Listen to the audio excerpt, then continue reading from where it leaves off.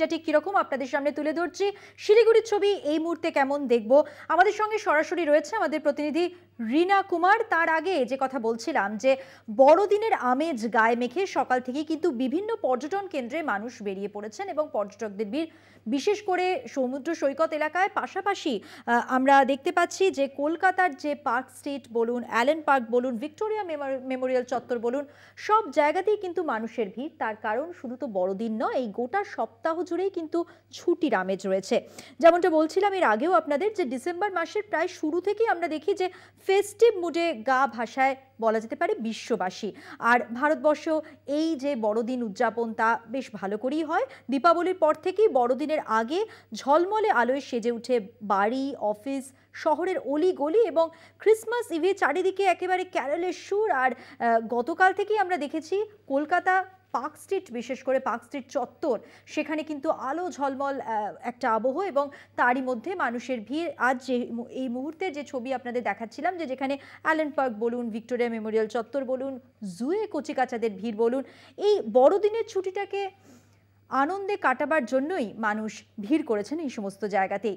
আর যেরকমটা শুরুতেই বললাম শিলিগুড়ি, সেখানকার ছবি আজকে এই মুহূর্তে কি চলছে সেখানে দেখব।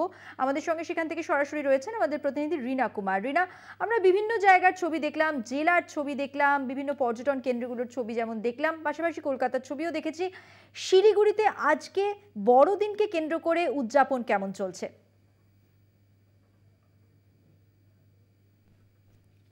মধুমন্তী, ডিসেম্বর মানেই কিন্তু একটা আলাদা রকম আমেজ থাকে সকলের মনেই। কারণ এই উত্তরবঙ্গের ক্ষেত্রে বিশেষ করে বলা যেতে পারে ডিসেম্বর মাস কিন্তু যে পর্যটকদের যে ঢল তা কিন্তু নেমে থাকে। দার্জিলিং থেকে শুরু করে সিকিম সমস্ত জায়গাতে কিন্তু পর্যটকরা উপস্থিত হন এই ডিসেম্বর মাস জুড়েই। ফলে এই ডিসেম্বর মাসে যেখানে আজ কিন্তু বড়দিন, সেক্ষেত্রে কিন্তু বলা যেতে পারে বিভিন্ন জায়গাগুলো সেখানে কিন্তু পর্যটকদের এক আলাদা রকম উচ্ছ্বাস রয়েছে। সকলেই কিন্তু পাহাড় বেড়াতে এসেছেন, বিশেষ করে যে রয়েছে পাহাড় প্রেমীরা রয়েছে তাদের তো দেখা মেলেই। পাশাপাশি এই পাহাড়ের কথা বলতে বলতে যদি শিলিগুড়ির কথা বলি, সেখানে কিন্তু পর্যটকদের মন কাড়া এক আকর্ষণীয় জায়গা দিনে দিনে হয়ে উঠছে শিলিগুড়ি সংলগ্ন যে শালুগড়া রয়েছে সেখানের বেঙ্গল সাফারি।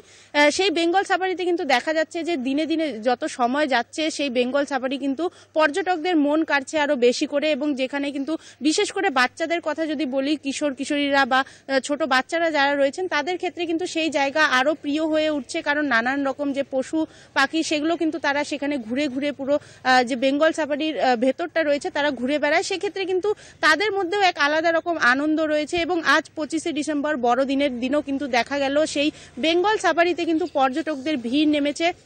যারা বাইরে থেকে বেড়াতে এসেছেন তারা কিন্তু জানিয়েছেন যে তারা পাহাড়েই ঘুরতে এসেছিলেন বড়দিন এই ডিসেম্বর মাসে, তবে আজ তাদের বাড়ি ফেরার পালা। সেখানেই কিন্তু আজকের দিনটি যেহেতু বড়দিন, সেক্ষেত্রে কিন্তু তারা এই বাড়ি ফেরার আগ দিয়েই কিন্তু যে বেঙ্গল সাফারি রয়েছে তা কিন্তু সপরিবারে ঘুরে দেখছেন এবং তারা কিন্তু অত্যন্ত আনন্দের সাথে উপভোগ করছেন যে বেঙ্গল সাফারির যে পরিবেশ রয়েছে বা সেখানের যে দৃশ্য রয়েছে সেগুলো কিন্তু তারা সপরিবারে মিলেই কিন্তু উপভোগ করছেন। বলা যেতে পারে সব মিলিয়ে কিন্তু এই যে বড়দিন তা কিন্তু একেবারে জাঁকজমকভাবে দেখা যাচ্ছে শহর শিলিগুড়িতে। মধুবন্তী, ধন্যবাদ রিনা। অর্থাৎ শিলিগুড়ির মূল আকর্ষণ তাহলে বেঙ্গল সাফারি এবং বড়দিনকে কেন্দ্র করে এই ছুটিতে কিন্তু মানুষ এই বেঙ্গল সাফারিতে বেশ মেতে উঠেছেন।